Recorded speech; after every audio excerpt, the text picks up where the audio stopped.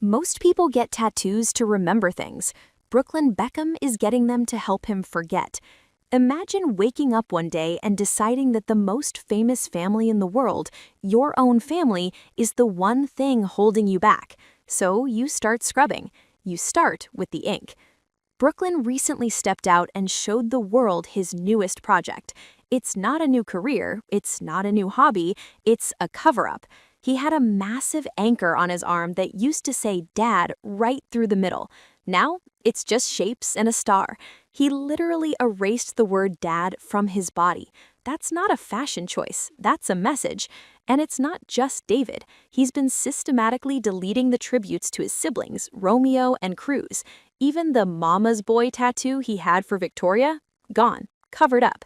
He says he's doing this for peace. He released this massive statement basically accusing his parents of being puppet masters.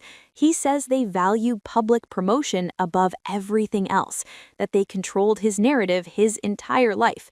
And look, maybe they did. Growing up as a Beckham isn't exactly a normal childhood, but there's a massive irony here that I can't get past. He claims he wants privacy. He says he wants a life away from the press and the manipulation. Then he goes and releases the most detailed, dramatic public statement possible.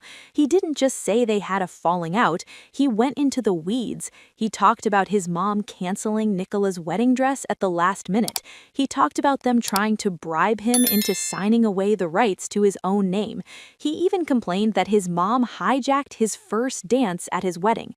If you truly want to escape the brand Beckham machine, you don't do it by feeding the machine a 5-course meal of family secrets. You just go away.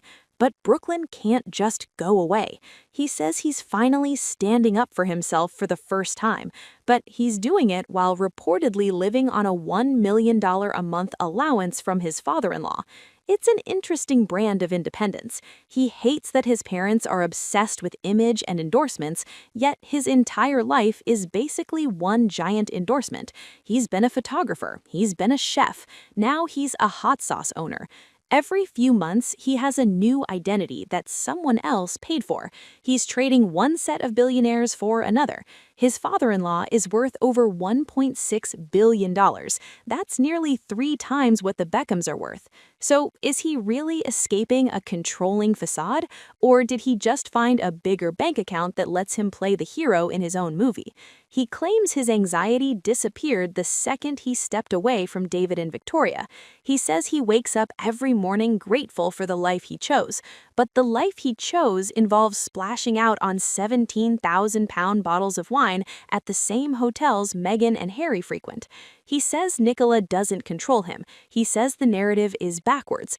But when you look at the timeline, it's hard not to see a pattern. He went from being David's shadow to being a guest star in the Peltz family empire. He even changed his name to Peltz Beckham. He says his parents tried to ruin his relationship. He says they told him Nicola was not blood and not family the night before the wedding. That's a heavy thing to say, but again, why are we hearing about it? If you found peace and relief, why are you still litigating the seating chart from your wedding 3 years ago? It feels less like a breakthrough and more like a tantrum. He's 26 years old. At some point, you have to stop blaming your parents for controlling you while you're literally using their name to get reservations at the San Ysidro Ranch. His parents have stayed quiet. They're doing the stoic silence thing. They're showing up at fashion shows in Paris, looking like a united front with the other kids. They say they'd welcome him back, but Brooklyn is busy. He's busy erasing them. He's busy turning his body into a blank canvas so he can start over. But you can't cover up a legacy with a star-shaped tattoo. You can change your name, you can change your ink, and you can change which billionaire pays your bills. But at the end of the day, he's still a Beckham. He's just a Beckham who's currently obsessed with pretending he isn't. It's a bold strategy. Let's see how long the peace and relief lasts when the allowance runs out. Actually, who am I kidding? The allowance isn't running out. He just swapped teams. He didn't escape the brand. He just changed the logo.